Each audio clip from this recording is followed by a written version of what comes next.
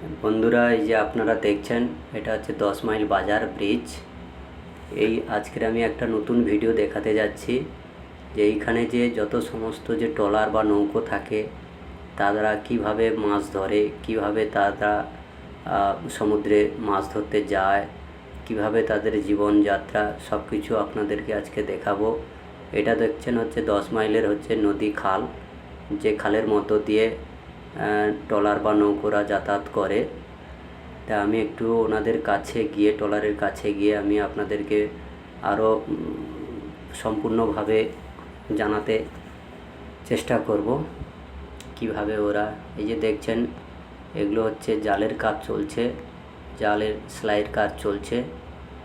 এই যে একজন কাকুর সঙ্গে কথা বলে জানলাম উনি একজন মৎস্যজীবী। তা ওনাদের নৌকা কয়েকদিন আগে উপরে এসছে, মাছ ধরে এসছে, তাদের কিছু জাল ফেটে গেছে, ছিঁড়ে গেছে, সেগুলোকে মেরামত করছে। মেরামতের পরে আবার 2-4 দিনের মধ্যে ওনারা বেরিয়ে যাবেন। এনারা হচ্ছে জালের কাজ করে, জাল সেলাই করে। তা এনারা হচ্ছে এই সমস্ত কাজ করে অনেকে তার জীবিকা অর্জন করে, এই জালের কাজ করে। যারা সারা বছর জালের কাজের সঙ্গে যুক্ত থাকে, দেখুন কত মানুষ কাজ করছে, জাল সেলাইয়ের কাজ করছে। এই নৌকোর উপরে, ট্রলার উপরে এই যে জিনিসটা দেখতে পাচ্ছেন, এটার সাহায্যে ওরা জাল তোলে সমুদ্র থেকে। যখন খুব স্রোত থাকে, নদীর জলের গতিবেগ থাকে, তখন হাতের সাহায্যে তুলতে পারে না, ওই মেশিন দিয়েই তুলে। এই যে একটা কাকুর সঙ্গে কথা বলে জানতে পারলাম যে এখানে টোটাল ট্রলারের সংখ্যা থাকে প্রায় 3000 থেকে 3500-এর মতন ট্রলার মাছ ধরে। তা সব ট্রলার মাছ ধরতে যায় না, কিছু কিছু উপরে পড়ে থাকে, সেগুলো কাজ চলে, রিপেয়ারিংয়ের কাজ চলেছে।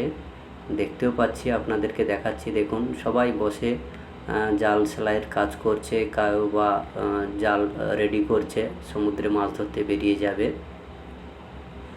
তো এইভাবে ওরা সব কিছু রেডি বা প্রস্তুতি পর্ব করেই সমুদ্রে বেরিয়ে যায় মাছ ধরতে।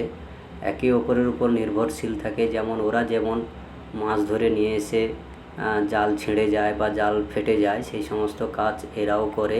যারা জাল সেলাই করছে তারাও ওদের উপর নির্ভরশীল থাকে। প্রত্যেকটা মানুষ প্রত্যেকটার উপরে নির্ভর। যেমন এই মৎস্যজীবী যারা রোজগার করে, এদের উপরে অনেকের ব্যবসা বলো, বাণিজ্য বলো, সব কিছুই চলতে থাকে। যেমন এনারা জাল ছাড়াচ্ছে, এদের রোজগার চলে।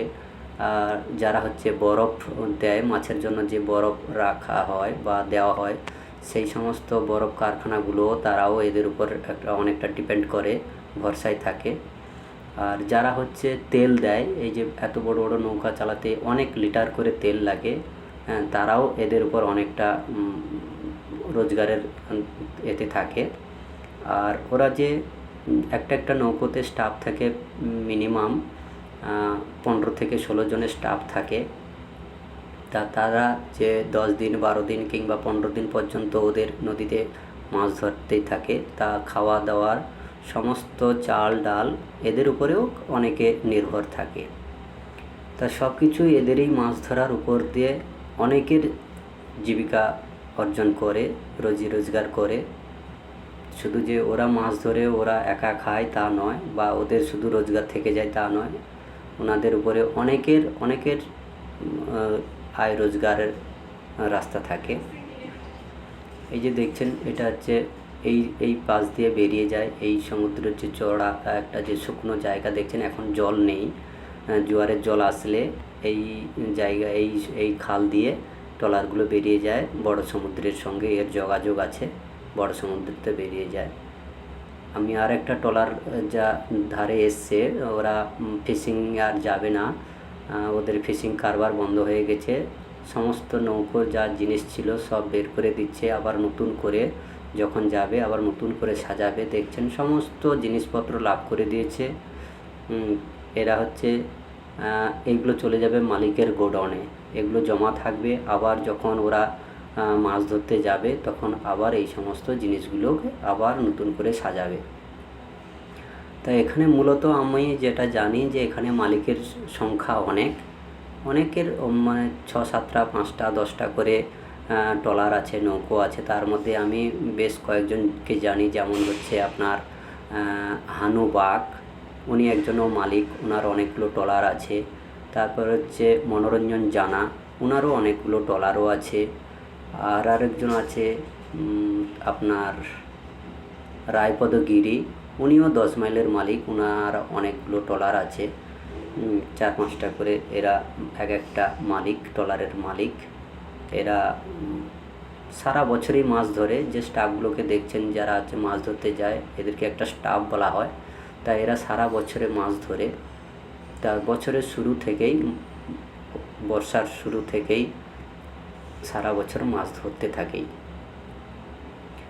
তবে এদের জীবনের কাহিনীটা অনেকটা খুব কষ্টের মতন। যে একজন কাকুর সঙ্গে কথা বলে দেখলাম, বা মৎস্যজীবীর সঙ্গে কথা বলে দেখলাম বা শুনলাম, যে ওনারা বলছে যে আমরা যখন মাছ ধরতে বেরিয়ে যাই, তখন আমরা ফিরে আসবো কি না তার কোনো গ্রান্টেড থাকে না, তার কোনো ভরসা থাকে না। কেন সমুদ্রে কখন ঝড় উঠে, কখনই তুফান উঠে, বা বড় বড় ঢেউ আসে, অনেক কিছু ক্ষয়ক্ষতি হয়ে যায়, অনেক কিছু মানুষের প্রাণ চলে যায় এই মাছ ধরতে গিয়ে।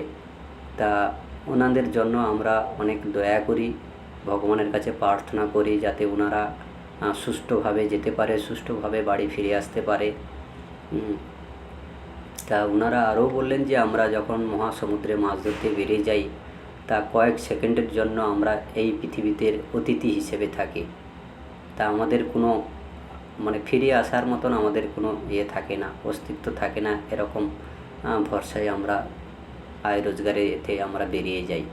শুধু পরিবার পরিজনদের জন্য আমাদের এই লক্ষ্য, যে এই রোজি রোজগারটা করলে আমাদের সংসারটা সারা বছর আনন্দে চলে যায়, যথেষ্ট রকম রোজগারও পাওয়া যায়। এই মৎস্যজীবীতে, মাছ ধরেতে অনেকটা স্বাচ্ছন্দ্যে জীবন কাটানো যায়। একটু হয়তো কষ্টের কাজ, অনেকটা রিস্কের কাজ হলেও সারা বছর যে রোজগার হয়ে যায় তাতে খুব আনন্দেই দিন কেটে যায়।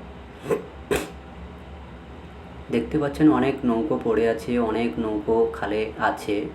তা প্রত্যেকের এক একটা করে জায়গা, নিজস্ব জায়গায় এরা থাকে। যে ওরা যখন বেরিয়ে যাবে মাছ ধরতে, আবার এসে ওই একই জায়গায় নৌকোগুলোকে, ট্রলারগুলোকে বেঁধে রাখে, কাজ করে, জাল ওঠাও, নামানো, তেল নেওয়া, বরফ নেওয়া, সব কিছু কাজ এরা ওই একই জায়গার মধ্যেই থেকেই করে। তা এত নৌকো ট্রলার দেখছেন যে উপরে বাঁধা হয়ে আছে, তার কারণ হচ্ছে এখন সমুদ্রেতে মাছ খুবই কম। যে পরিমাণে খরচা করে মাছ ধরতে যাওয়া হয়, সেই পরিমাণের খরচা পায় না, লাভের থেকে অনেকটা লস হয়ে যায়। তাই এরা এখন ফিশিংয়ে বা মাছ ধরতে যায় না, এখন বর্তমানে বাঁধা হয়ে আছে। হয়তো কিছুদিন পর, 2-4 দিন পর আবার যাওয়ার আশা হয়তো ওদের আছে। যে কেননা মাছ ধরাটাই তাদের পেশা, রোজগার, বসে থাকলে হবে না। সবাই খোঁজ খবর রাখছে, যদি মাছের কোনো ভালো সংবাদ পেয়ে থাকে তাহলে ওরা সঙ্গে সঙ্গে বেরিয়ে যায়। দেখছেন এই যে একটা ছোট্ট রাস্তা থাকে, এই রাস্তার মধ্য দিয়ে মাছ, বরফ, তেল সব কিছু ওঠানামা করে। এই যে একটা দেখুন, আমি একটা সমুদ্রে মাছ ধরতে যাচ্ছি, ট্রলারটা কিভাবে সমুদ্রের জলের সঙ্গে লড়াই করতে যাচ্ছে, কতটা রিস্ক থাকে। মাছ ধরাটা খুব একটা সহজ ব্যাপার নয়, অনেকটা কঠিন কাজ, শক্তের কাজ। আমরা হয়তো যে মাছ খাই, খুব আনন্দে খাই, সেটা খুব নয়। ধন্যবাদ।